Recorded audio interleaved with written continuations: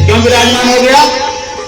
क्या राजा परीक्षित कहीं बेईमानी का या चोरी का वो मुकुट पहने थे? नहीं, लेकिन उनका गलत क्रियाकलाप था। राजा अपना जब उससे महल से बाहर निकलता है तो अपने पूर्वजों का ताज पहन करके वहां से निकलता है, अपना सिर मुकुट पहन के निकलता है, जो उसको गद्दी पर नियमावली अनुसार और वंशज के अनुसार उसको प्रतिष्ठित किया जाता है विराजमान, जिसमें राजकुमार का अभिषेक होता है, उसको पहन कर निकलना चाहिए। किसी जीते हुए या किसी दूसरे राजा का मुकुट पहन करके नहीं निकलना चाहिए।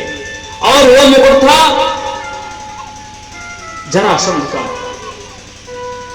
पांचों पांडवों ने जरासंध को जब मार करके लाए तो उसका मुकुट रख दिए, वही मुकुट पहन करके कौतूहल बस निकले थे। और जैसे ही कलयुग का वास हुआ तैसे ही वहां से आगे निकल दिए राजा परीक्षित। मार्ग में जाते समय उनको बहुत तेज प्यास लगी, और प्यास जैसे ही लगी महाराज, प्यास लगते ही एक कुटिया देखे और कुटिया के पास जाके यातना करते हैं जल का। अरे कोई है यहां पर? कोई है यहां पर? कोई नहीं बोला।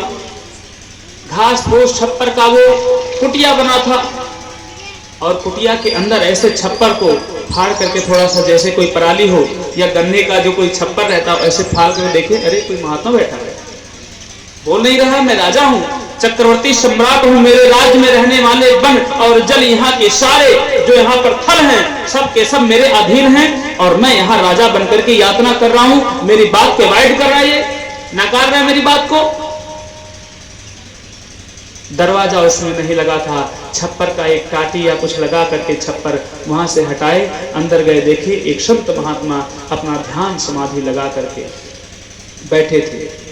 उन्होंने फिर दो बार सामने कहा, अरे मेरी बात नहीं सुनता है, मुझे प्यास लगी है, जल चाहिए। वो कुछ नहीं बोल रहे हैं। बाहर एक मरा हुआ सर्प था, ला करके उनके गले में पहना दिए, उसके बाद वहां से चले गए। क्यों?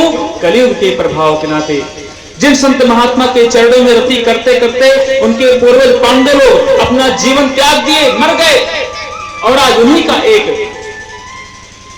वंशज आकर के एक संत महात्मा के हृदय में, संत महात्मा के गले में ऐसा कुतिष्ठ का कार्य करके जा रहा है। ये देख रहा था दृश्य श्री, वो उनका नाम था श्री समीक मुनि। समीक मुनि का एक शिष्य बाहर देख रहा था, कोई राजा आया हमारे महाराज जी को जगाए, वो नहीं जगे, उनके गले में मरा हुआ सर्प डाल दिए। ये दृश्य देखते ही राजा वहां से चले गए। ये दृश्य देख करके तुरंत समीक मुनि का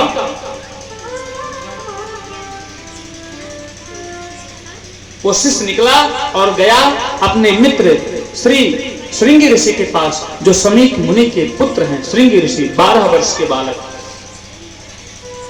12 वर्ष के बालक ने उस समीक मुनि के पुत्र को जब ये बात बताए कि अरे मित्र श्रृंगी, सुनते हो तुम्हारे पिता के गले में किसी व्यक्ति ने आया, राजा ने आया, कह रहा था मैं राजा हूं, और वो ध्यान में समाधिस्थ थे, उसने जल की यातना की और आपके पिता नेत्र नहीं खोले, और वहीं बगल में मरा हुआ सर्प उनके गले में डाल करके चला गया वो। अरे भयंकर क्रोधित वो श्रृंगी ऋषि तुरंत जल उठाए, ध्यान धर के देखे कौन है ये, और जल लेकर के कहते हैं कि जो भी मेरे पिता के साथ में ऐसा दुराचारता का कार्य किया हो, जो भी राजा हो चाहे कोई भिखारी हो, ऐसा कुटिष्ठ का कार्य करने वाला, मेरे पिता के गले में मरा हुआ सर्प डालने वाला जो डाला है, आज से 7वें दिवस में उसकी तत्क्षण मृत्यु हो जाए। ओम तत्सत। जल अभिमंत्रित करके डाल दिए, और जैसे ही महाराज डाले उनका भयकंपित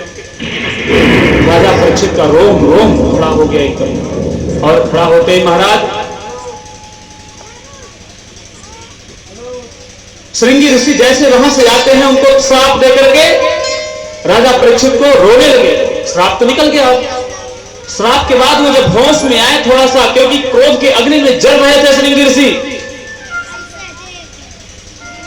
उनके मन में पहले इच्छा ये हुई कि जो भी मेरे पिता के गले में मरा हुआ सर्प डाला है तत्क्षण वो भस्म हो जाए।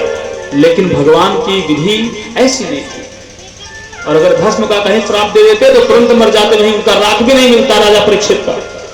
संत महात्मा का श्राप है वो। और उसके बाद में श्रृंगी ऋषि आते हैं अपने पिता के आश्रम पर, देखते हैं कि वो ध्यान में ध्यानिस्थ हैं और मरा हुआ सर्प उन्हें कोई डाल दिया है। आकर करके देख करके अपने पिता को रोने लगते हैं श्रृंगी ऋषि। और जैसे ही अपने बच्चों का रोना सुन करके राजा परीक्षित के बार बार चिल्लाने पर बुलाने पर समीक मुनि का ध्यान समाधि नहीं खुला, लेकिन अपने पुत्र के रोने पर उनका नेत्र खुल गया। क्यों? उदाहरण, माताएं हैं ना, ये माताएं कितनी गहरी नींद में हो या चाहे हल्की नींद में हो, बगल में कोई ट्रेन की पटरी रहे, ट्रेन खटपट खटपट करते हुए जाए, अपने बच्चे को गोद में लेकर के सोई रहती हैं। ये इनका नींद नहीं खुलेगा ट्रेन के आने जाने से, कोई फ्लाइट ऊपर जा रहे सो करके इनका नेत्र नहीं खुलेगा। लेकिन अगर इनका कहीं बालक कहीं बेड से नीचे किया और टाइम से किया तो ऐसे इनका नेत्र खुल जाता है। ये पुत्र प्रेम है। उसी प्रकार से अपने पुत्र को सुन करके भगवान श्री समीक जी महाराज, उनका नेत्र खुला और मरा हुआ सर्प निकाल करके फेंके। अच्छा कोई राजा डाल दे, कोई बात नहीं।